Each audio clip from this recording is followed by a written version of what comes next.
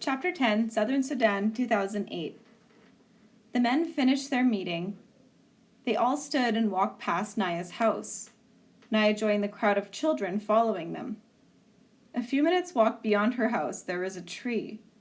The men stopped at the tree, and the strangers talked to Naya's uncle some more.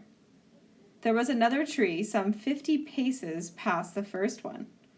With Naya's uncle beside him, one of the men stopped at the halfway point. The other man walked the rest of the way and examined the second tree. The first man called out to his friend in a language Naya did not understand. The friend answered in the same language, but as he walked back toward the group, he translated for the chief, and Naya could hear him.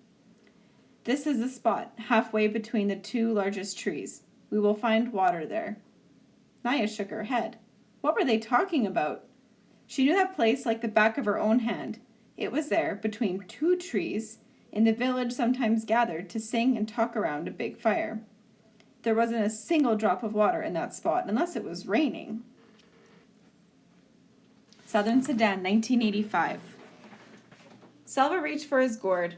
He knew it to be half full, but suddenly it felt much lighter, as if there was any hardly left in it. Uncle Joer must have guessed what he was thinking. "No, Salva," he murmured. "You are too small, not strong enough yet. Without water you will not survive the rest of the walk. Some of the others, they will be able to manage better than you."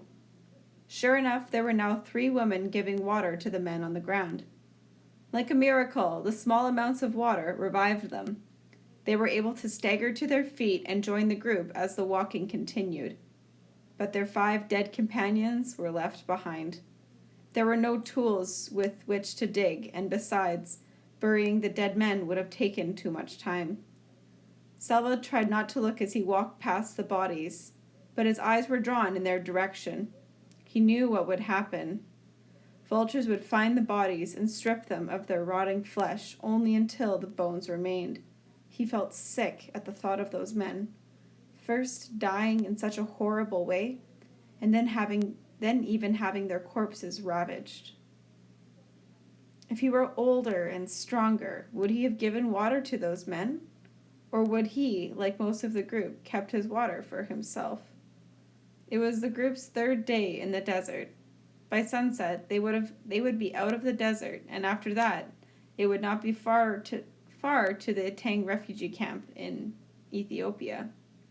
As they trudged through the heat, Salva finally had a chance to talk to Uncle about a worry that had been growing like a long shadow across his thoughts. "Uncle, if I am in Ethiopia, how will my parents ever find me? When will I be able to go back to Lunarik?" "I have talked to the others here," Uncle said. "We believe that the village of Lunarik was attacked and probably burned. Your family..." Uncle paused and looked away. When he looked back again, his face was solemn. "Salva, few people survived the attack on the village. Anyone still alive would have fled to the bush, and no one knows where they are now." Salva was silent for a moment. Then he said, "At least you will be with me then, in Ethiopia." Uncle's voice was gentle. "No, Salva. I am going to take you to the refugee camp, but then I will return to Sudan to fight the war." Salva stopped walking and clutched at Uncle's arm. "But, Uncle, I will have no one. Who will be my family?" Uncle gently loosened Salva's grip so he could take the boy's hand in his. "There will be many other people in the camp. You will become friends with some of them. You will make a kind of family there. They too will need people they can depend on." Salva shook his head, unable to imagine what life would be like in the camp without Uncle. He squeezed Uncle's hand tightly. Uncle stood quietly and said nothing more. "He knows it will be hard for me," Salva realized. "He does not want to leave me there, but he has to go back and fight for our people. I mustn't act like a baby. I must try to be strong." Salva swallowed hard. "Uncle, when you go back to Sudan, you will meet my parents somewhere. You could tell them where I am, or you could talk to those you meet and ask where the people of Lunarik are now." Uncle did not answer right away. Then he said, "Of course I will do that, nephew." Salva felt a tiny spark of hope. With Uncle looking for his family, there was a chance they might all be together again one day. No one in the group had eaten anything for 2 days. Their water was nearly gone. Only the vision of leaving the desert kept them moving through the heat and the dust. Early that afternoon, they came across the first evidence that the desert was receding. A few stunted trees near a shallow pool of muddy water. The water was unfit to drink, but a dead stork lay by the pond's edge. Immediately, the bird began to make preparations to cook and eat the bird. Selva helped gather twigs for the fire. As the bird roasted, Selva could hardly keep his eyes off it. There would only be enough for a bite of 2 for each person, but he could hardly wait. Then he heard loud noises. Along with the rest of the group, he turned and saw 6 men coming toward them. As the men approached, he could see that they were armed with guns and machetes. The men began shouting, "Sit down! Hands on your heads! All of you, now!" Everyone in the group sat down at once. Selva was afraid of the weapons, and he could see that the others were too. One of the men walked along the group and stepped in front of Uncle. Selva could tell by the ritual scarring on the man's face that he was from the Nuer tribe. "Are you with the rebels?" the man asked. "No," Uncle answered. "Where have you come from? Where are you going?"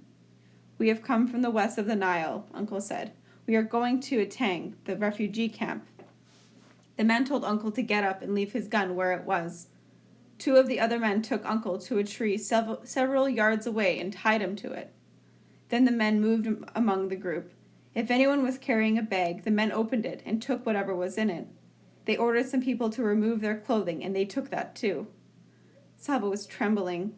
Even in the midst of his fear, he realized that for the first time on his trip, it was a good thing to be the youngest and smallest. The men would not be interested in his clothes.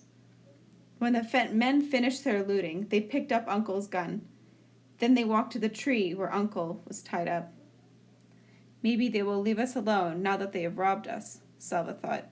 He heard them laughing. As Selva watched, one of the men aimed his gun at Uncle. 3 shots rang out. Then the men ran away.